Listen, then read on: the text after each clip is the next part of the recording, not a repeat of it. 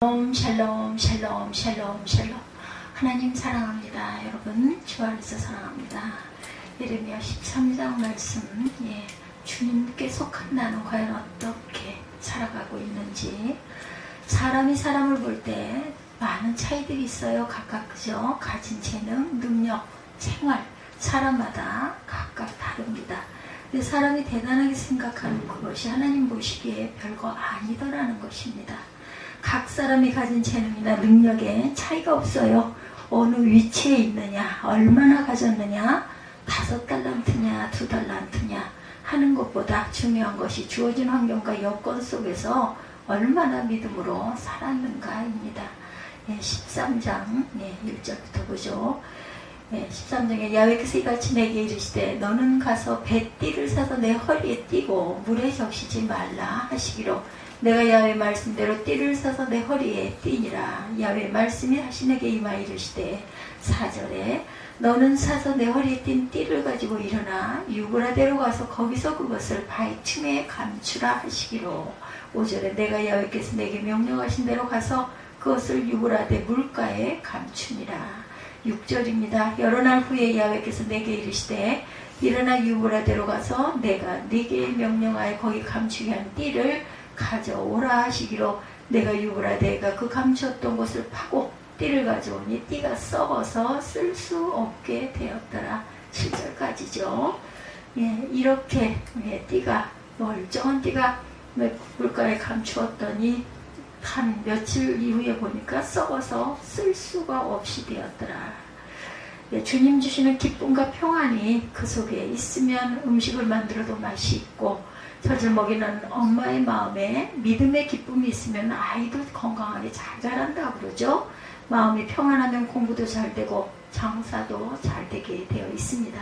살아가는 일에 어려움이 없다는 말이 아니고 때로는 꿈이 좌절되고 무너지는 아픔을 겪기도 하죠. 잠시 넘어지고 패배할 수도 있어요. 그러나 어려움이 절대로 우리를 망하게 할 수도 없고 낙심하는 자리에 머무르게 하지 않더라는 겁니다. 다시 일어나게 하시고 다시 힘을 내 달려가게 하셔요. 시편 37편 4, 5절에 야훼를 기뻐하라. 저가 내 마음의 소원을 이루어 주시리로다. 너희 길을 야훼께 맡기라. 저를 의지하면 저가 이루시리로다. 이렇게 말씀하십니다. 주께서 우리에게 믿음의 힘을 더하여 주신다라는 것. 믿음으로 주님의 큰 역사를 바라보시는 저와 여러분이 되시기 바랍니다. 복은 내가 쟁취하는 것이 아니고 하나님이 주신 것이라는 것을 절대로 잊어버리지 말아라. 다른 곳에서 행복을 찾고 만족을 찾으려고 하지 말라는 거죠. 오직 예수 안에 참 만족도 기쁨도 있는 줄 믿어야 한다. 인생살이는 빨리 길을 찾아야 되는 거죠. 많은 불행을 겪고 많은 고통을 겪고 파멸을 당한 사람들 자꾸 다른 길을 찾아서 헤맵니다. 여기저기 되는 길이 있는지 기쁨과 행복을 주는 길이 있는지 기웃거리죠. 찾아다니다 보니 인생을 낭비합니다. 하나님 품을 떠나서 아무리 가져도 부족하게 되어 있다는 것 공허하고 허전해요. 하나님의 은혜만이 우리를 부족함이 없게 할 수 있다. 별다른 도리가 없죠. 교회 나와 말씀 듣고 믿음으로 사는 사람이 어떻게 보면 굉장히 미련한 것 같고 힘없는 것 같고 재미없는 인생을 사는 것 같지만 주님이 붙드신 인생을 살아갈 때 점점 더 강건해지고 풍성해지는 복이 충만하게 임할 줄 믿습니다. 사람의 시선으로 바라보지 마십시오. 주께서 우리의 믿음을 회복시키시고 생활을 회복시키시고 더 큰 복으로 채워주신다라는 것. 주 음성 외에는 더 기쁨 없도다. 날 사랑하신 주 늘 계시옵소서. 주 떠나가시면 내 생명 헛되네. 즐겁고 슬플 때 늘 계시옵소서. 주 음성 외에는 이 찬양 잘 아시죠? 후렴이 기쁘고 기쁘도다 항상 기쁘도다 나 주께 있사오니 복 주옵소서. 이 복이라는 것은 물질의 복만이 아니죠. 영의 축복입니다. 하나님께서 오늘 본문 예레미야에게 뱃띠를 사서 허리에 띠고 있다가 얼마 후에 그것을 유브라데 물가 바위 틈에 감춰라. 본문 4, 5절에 이렇게 말씀하셨어요. 그리고 여러 날 후에 6절에 그것을 도로 파내라고 합니다. 말씀대로 꺼내보니 썩어서 아무 쓸모가 없더라. 하나님 없이 하나님을 떠나 자신의 힘으로 살아보려고 했던 유브라데 교만이 결국 유다의 교만이 결국 썩은 띠와 같이 무익하고 쓸모없이 되었다라는 거예요. 경고의 말씀입니다. 뱃띠는 제사장들이 에봇 위에 매는 띠를 가리키는데 하나님 앞에서의 성결과 영광을 상징하는 띠예요. 제사장적 성격을 강조해주는 상징물입니다. 이 뱃띠가 구별된 존재라는 것을 나타내죠. 거룩한 백성으로 성별되어지고 하나님의 소유가 되었다라는 그러한 상징이에요. 모든 민족 가운데 자랑거리가 되어지고 또한 하나님의 명예가 되어지고 하나님만의 기쁨이 되어질 수 있었다라는 거죠. 근데 그 자리를 떠나가 버렸어요. 하나님을 배반하고 죄악의 자리로 나아갑니다. 그 무엇과도 바꿀 수 없는 귀한 것을 하찮은 것과 바꿔버려요. 말씀을 거역하고 이전에는 귀한 존재였는데 이제는 쓸모없는 썩은 띠가 되어버렸다는 것. 에레미야를 지명하여 부르시고 에스겔을 부르시고 모세를 부르시고 사무엘을 부르신 그 하나님이 나를 지명하여 부르셔서 하나님의 소유 삼으신 줄을 믿으시기 바랍니다. 그래서 주님은 오늘도 변함없이 우리를 사랑하시고 붙드시고 인도하고 계신다라는 것을 또한 믿고 가셔야 되겠죠. 내 모든 형편과 처지를 아실 뿐 아니라 또한 막을 것을 막아주시고 물리칠 것을 물리쳐 주실 줄을 믿어야 합니다. 시편 118편 24절에 이날은 야훼 정하신 것이라 이날에 우리가 즐거워하고 기뻐하리로다. 주님 주신 복된 날 우리가 즐거워하고 기뻐해야 된다. 힘겨운 환경과 여건 속에서도 주님께 예배하는 것을 가장 귀하게 여기고 가는 저와 여러분이 되셔야 되겠죠. 우리 각자에게 넘치는 은혜로 충만하게 채워주실 줄을 축원합니다. 하나님이 진정으로 나를 사랑하시게 때로는 손해를 경계하고 아픔을 주셔서라도 나를 하나님의 자녀답게 백성답게 살게 하시려는 것. 과일나무에 좋은 열매를 거두려고 하면 전지를 잘 해줘야 된다고 하죠. 거름만 한다고 되는 게 아니라 쓸모없는 가지는 잘라내야 한다는 거예요. 때로 내가 원하는 것이지만 내게 유익하지 않을 때 하나님께서 막아주실 수 있는 것이 바로 이 전지를 잘라낼 것을 잘 잘라내야 그게 그렇게 된다. 더 좋은 길로 인도해 주시죠. 그때는 다 몰라요. 지나고 보면 알게 됩니다. 하나님께서 막아주셨구나. 하나님이 나를 예비하시고 나를 이끌고 계시구나. 이것이 지나놓고 보면 바라 보입니다. 어느 자매가 전문대를 졸업하고 대한항공에 입사 원서를 내고 열심히 공부해서 시험을 치릅니다. 수백 대 1의 경쟁이 있어요. 그래서 목사인 오빠에게 특별히 기도를 부탁했는데 오빠가 기도원에 가서 3일 동안 특별 기도를 하고 시험을 쳐라 이렇게 얘기를 하셨다고 그래요. 그대로 했어요. 친구는 합격을 하고 그는 떨어집니다. 낙심도 되고 원망도 됐습니다. 내 친구는 기도도 하지 않았는데 합격을 하고 나는 기도원에 가서 기도도 했는데 왜 떨어졌을까? 섭섭한 마음이 들었어요. 1년쯤 후에 대한항공의 비행기가 괌에서 추락해서 사고가 나서 그 비행기에 타고 있던 그 친구는 죽었습니다.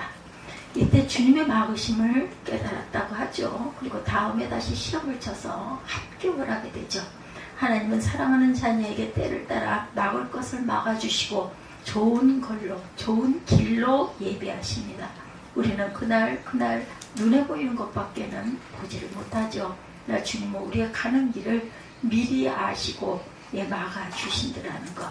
하나님 인도하심의 믿음으로 순종하는 복된 저와 여러분들이 되시기 바랍니다. 띠는 허리에 띠고 있을 때 띠로새의 의미가 있죠. 유다 백성도 하나님께 매여 있을 때 가치가 있고 영광이 된다라는 것. 근데 그들이 듣지 아니하였느니라. 교만해서 듣지 않아요. 아이 뭐 내가 잘할 건데 뭐 이 정도쯤이야 뭐 맨날 듣는 소리 뭐 똑같은 소리인데 뭐 또 들어서 뭐해 그냥 귓결로 흘립니다. 그래서 축복이 재앙으로 바뀔 수도 있다는 것.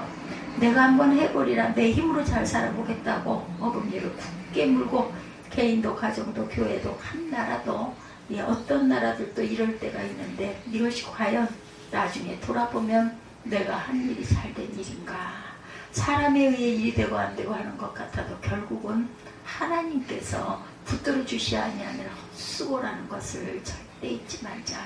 하나님 없이 자기들이 만든 체제로 잘 살아보겠다고 큰 소리 치던 공산국가들 한결같이 다 망했죠. 지나간 역사를 보면 체코는 세계 5대 철강국이었습니다. 루마니아, 불가리아, 소련, 동독, 폴란드, 헝가리 놀라운 나라들이었죠. 세계적인 문화의 도시, 유명한 음악가, 과학자, 유명한 미술가가 한없이 쏟아져 나왔던 세계적인 국가가 도시들이 이제는 폐허의 도시가 되고 만 것 역사로 들여다보면 보이죠. 거지들이 되어버린 저주가 어디서 왔는가? 하나님을 떠난 결과라는 것. 북한만 해도 그렇습니다. 교회서를 보면 평양은 동방의 예루살렘으로 불리울 정도로 평안북도에 있는 교회만 해도 남한 전체 교회보다 맘먹었다고 합니다. 한 개 도의 교회가 남한 땅 8개 도와 시의 교회를 합쳐도 못 따라갈 정도였었다고 그래요. 그런데 지금 가난하고 추워하는 도시가 되어버려서 탈북자들이 자꾸 생겨나죠. 이런 비극이 어디서 왔는가? 여러 가지가 이유가 있겠지만 하나님을 떠나고 주의 품을 떠나니 안 되는 삶을 살게 된다는 것. 아무리 힘들고 어려워도 주님의 품을 떠나지 않는 한 소망이 있습니다. 출애굽기 19장 5, 6절이죠. 세계가 다 내게 속하였느니 너희가 내 말을 잘 듣고 내 언약을 지키면 너희는 열국 중에 내 소유가 되겠고 너희가 내게 대하여 제사장 나라가 되며 거룩한 백성이 되리라. 왜 성경을 계속해서 반복해서 볼까요? 말씀을 기억하라는 거죠. 우리가 잊어버리는 그러한 은혜들이 있어요. 잘 잊어버립니다. 그렇기 때문에 또 보고 또 보고 또 반복하고 또 듣고 또 듣고 또 선포하고 합니다. 하나님을 섬기고 그 말씀을 잘 듣고 순종하면 약속하신 대로 은총을 주시겠다라고 말씀하세요. 하나를 심고 100이나 1000을 거두는 것이 번성이죠. 농사법들이 그렇습니다. 씨 하나를 떨어뜨렸는데 거기서 많은 포도 열매들이 맺힌다라는 거. 고추 한 나무를 심었는데 고추에 수많은 고추들이 매달린다는 것. 그래서 아주 기뻐하죠. 농사를 잘 지어가지고 그것을 수확하면서 항상 창대하다는 것은 눈에 보이도록 그거 우뚝 서는 것. 창대와 번성이는데 스스로 만든 것이 있고 하나님이 주신 창대와 번성이 또한 있다는 것. 하나님이 지켜주셔야 오래 간다는 것.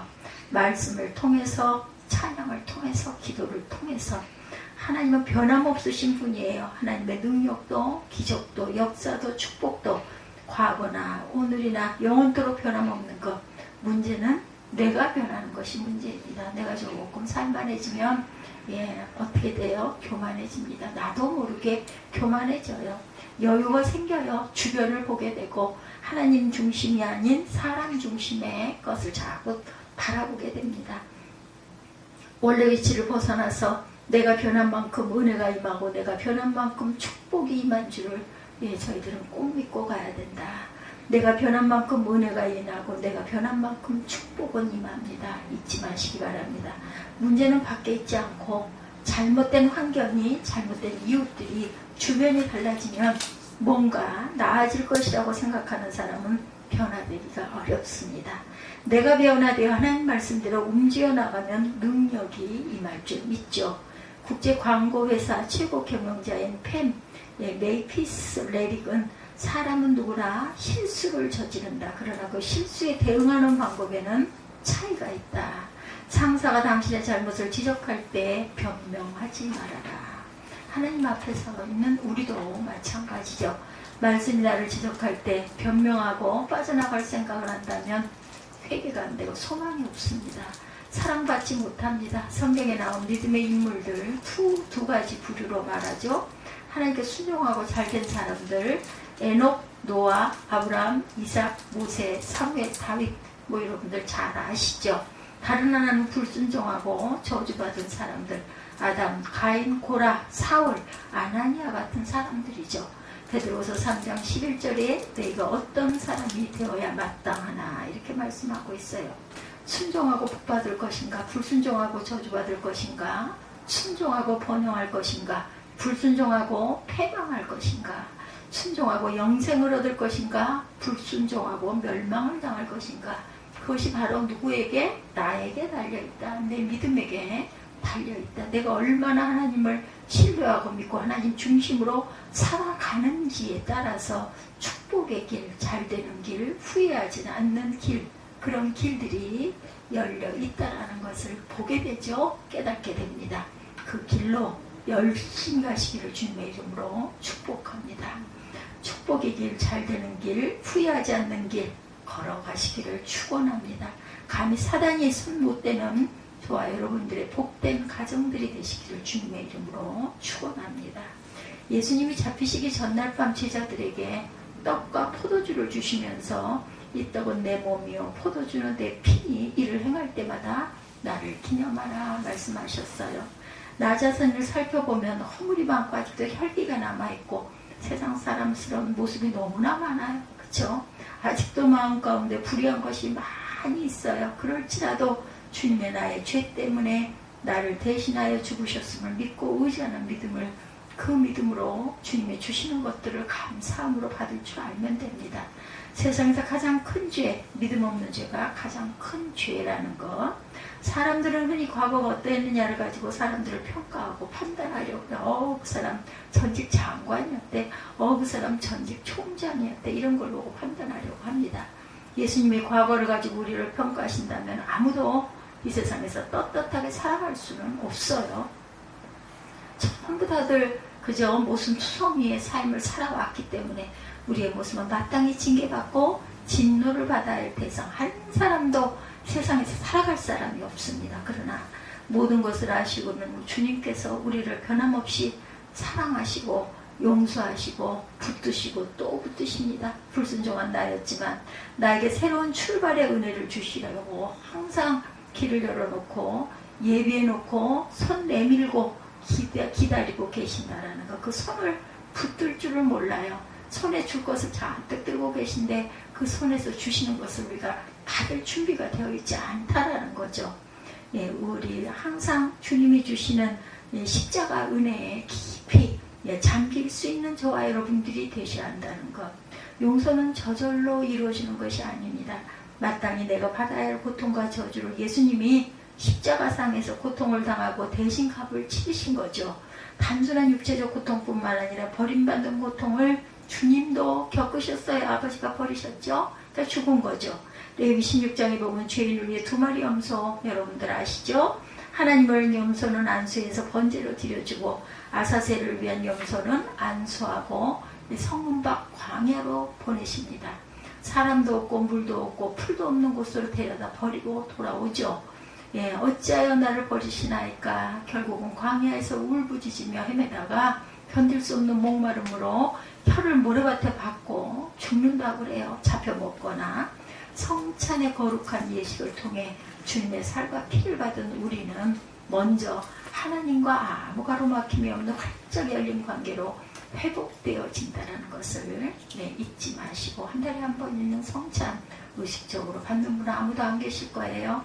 하나님께서 이달 한 달도 우리를 지키십니다. 이런 믿음, 절대적인 믿음이어야 해요. 이렇게 하면 혹시 애기 면해지지 않을까 이런 마음으로 받으시면 안 됩니다. 또한 사랑과도 가로막고 있는 것들이 무너지는 역사를 체험하시기를 축원합니다. 아직 씻지 못할 상처, 풀지 못한 응어리가 있다면 주님의 살과 피를 받으시면서 깨끗이 씻어버리고 풀어버리고 잊어버리고 새 출발하시는 복된 은혜가 저와 여러분에게 임하시기를 축복합니다. 믿음 생활 잘하는 비결은 어떤 경우라도 주만 바라본 오죽하면 주바라기 이런 말이 생겼겠어요. 십자가만 바라보는 것이죠. 절망스럽고 한스럽고 정말 죽고 싶을 때라도 나를 위해 십자가에 뜨거운 피를 뚝뚝 흘리시던 주만 바라보면 새 힘이 나죠. 넉넉히 이길 수가 있다. 주님이 나를 그토록 사랑하셨는데, 주님이 나를 위해 그토록 고통당하셨는데 그 은혜 입은 내가 무엇을 두려워하며 무엇 때문에 주저앉아 있어야 하겠는가. 십자가를 생각하며 감격하는 가슴이 있어야 합니다. 항상 또 듣고 또 듣고 또 들어도 그날 내 마음에 그러한 그 빈 상처가 항상 치유가 되고 기쁨과 감동과 감격과 가슴 부푼 소망이 솟는 저와 여러분들의 예배가 되어야 한다. 주님이 주신 살과 피에 우리의 온몸을 적시는 깊은 은혜로, 깊은 체험으로 돌아와서 또 한 달을 열심히 살아내시기 바랍니다. 11절에 내가 이스라엘 온 집과 유다 온 집으로 내게 속하게 하여 그들로 내 백성이 되게 하며 내 이름과 칭의와 영광이 되게 하려 하였으나 그들이 듣지 아니하였느니라. 이렇게 말씀하고 계세요. 그렇게 하려고 했는데 너희가 듣지 않았다라는 거예요. 주님의 원하심은, 주님의 계획은 주께 속한 사람으로 살게 하고 영광스러운 삶을 살게 하고 주님과 함께 만족스러움을 살기를 원했는데 그들이 듣지 아니하였느니라. 그 길을 버렸어요. 그렇지, 다 성경 말씀 좋은 말씀이지. 어떻게 세상에 꼭 그렇게만 살겠어? 이렇게 생각을 한다는 거. 스스로 어두운 길, 안 되는 길을 가고 말더라는 거죠. 축복의 길을 등지고 말더라는 것입니다. 그것이 바로 저와 여러분의 모습들입니다. 우리의 모습일 수 있죠. 주께 속한 복, 주님께 매여있는 복, 그 무엇과도 바꾸어서는 안 되겠다. 주께 매여있는 쓸모 있는 띠로 살아가시기를 주님의 이름으로 축원합니다. 지나간 과거에 집착하지 마세요. 잘됐든 못됐든 과거는 과거, 지나간 것들에 매이지 말고 잃어버린 거 자꾸 생각하고 과거에 연연하면 힘있게 나아갈 수가 없으니 물질에 목표를 두면 물질을 있을 때는 괜찮은데 물질 없어지고 절망하고 버틸 힘이 없어지면 그럼 무너져버리죠. 있는 물질 믿고 의지하고 살다 그거 무너지니 살 힘이 하나도 없는 거예요. 그래서 많은 사람이 낙심하고 결국은 파산하고 자살까지 하게 되죠. 성공하고 출세하는 것에 목표를 두면 이룰 때까지는 괜찮은데 그런데 막상 이루고 나면 잘못된 길을 가기가 쉽고 후회하는 경우들이 너무나 많다라는 것. 어느 자리에 앉은 것이 문제가 아니라 우리나라 정치인들의 IQ가 0.3이라 이렇게 말하는 사람들이 많다고 하네요. 무슨 말이냐고 물어보니 물고기의 IQ가 0.3이랍니다. 그래서 바로 옆에 동료가 낚싯바늘에 걸려 발버둥 치며 끌려가는 것을 보고도 물고기는 그것을 잊어버린 채 또다시 입질을 계속한다는 거예요. 동료 정치인들이 안 받아야 할 것 받아 문제가 되고 감옥에 가고 인생 망치는 걸 보면서도 나도 좀 그렇게 좀 해야 할 텐데 막 사모하는 거죠. 그래서 내 영적 IQ가 과연 얼마나 될까? 나는 과연 어떨까? 묵상합니다. 후회하면서 우리를 쉽게 잊어버리고 후회하는 길을 가게 되면 주님 기뻐하시지 않은 길을 갈 때 얼마나 그럴 때가 많은지 지난날에 베풀어 주신 하나님의 은혜 우리가 잊지 말아야 하거니와 나를 향해 주신 하나님의 변할 수 없는 약속도 잊지 마시기 바랍니다. 지금까지 하나님의 은혜로 살아왔어요. 지금도 하나님의 은혜로 살고 있고 앞으로도 하나님의 은혜로 살아갈 것입니다. 잘 풀리고 열리면 자기도 모르게 교만해져요. 우리 인생이 그렇습니다. 어떤 면으로는 최고이신 하나님을 닮은 속성을 갖고 있기 때문에 그런 건 아닐까? 저는 가끔 이런 어이없는 생각도 합니다. 우리가 어떤 유전자, 그죠? 그래서 항상 유전자 검사한다 이런 이야기들 많이들 하잖아요. 유전자를 속일 수 없듯이, 그죠? 영광스러워지고 싶고, 그죠? 나도 좀, 더 좀 돋보이고 싶고, 뭔가 좀 행하고 싶고, 이런 우리 마음 안에 있는 욕망, 이런 욕망들이 자꾸 그런 걸 바라보게 됩니다. 잘 풀리고 열리면 나도 모르게 이렇게 교만해지는 이 모든 것들을 우리가 주님 앞에 내려놓을 줄 알아야 되겠다. 영국의 대문호였던 섹스피어가 한 번은 친구의 집을 방문했는데 그 친구는 자기 얼굴을 그린 자화상 2장을 벽에 걸어놓고 섹스피어에게 그 그림을 보여주면서 어떠냐 물어보더랍니다. 섹스피어의 마음속에 친구를 놀려주고 싶은 생각이 들어서 내 생각에는 자네의 2 자화상 가운데 십자가에 못 박히신 예수 그리스도의 그림을 붙이면 좋을 것 같네 이렇게 얘기를 했다고 그래요. 이 말의 의미는 예수님의 십자가 좌우편에 있는 사람이 누구예요? 시험 나오는 강도들이죠. 근데 안타깝게도 그 친구는 섹스피어의 의도를 알아차리지 못하고 감히 자기를 예수님의 모습과 견주어 말해준다는데 황송하더라는 거예요. 사람 다 그렇단 거죠.